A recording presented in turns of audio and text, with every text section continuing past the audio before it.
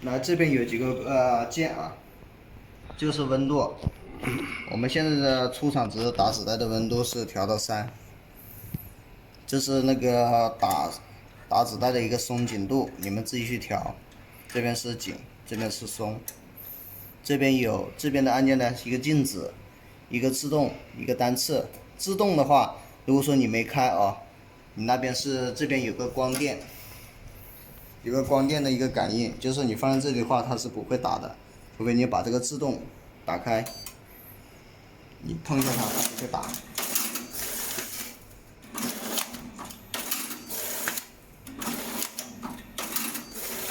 如果说它这边有一个单次，你把自动关掉，它就是一个手动模式，按一下它就会打。太大了。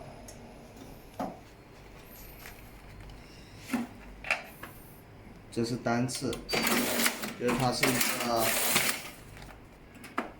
手动和一个自动的一个模式。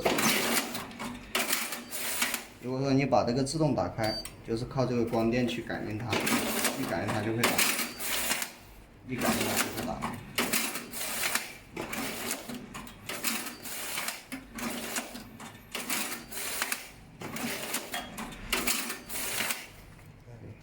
还告诉他卡纸了要怎么弄。你再录下个嘛。这里可以啊。就是，假如说你们这边那个一不小心看了一下，看到这个静止这个灯，它是一闪一闪的，也就是你这边打这个已经没反应了，怎么去处理它？把这个门打开，把这个纸拉回去，把这个撕掉，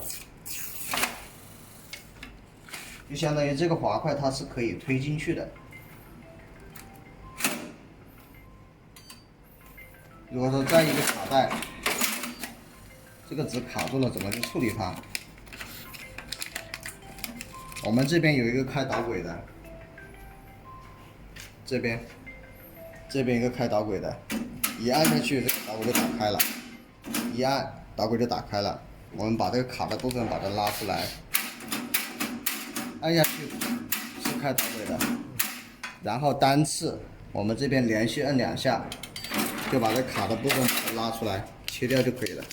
单次连续按2下，它是自动切带，然后再按静止，灯是亮着的，打开自动，它就是一个待机状态。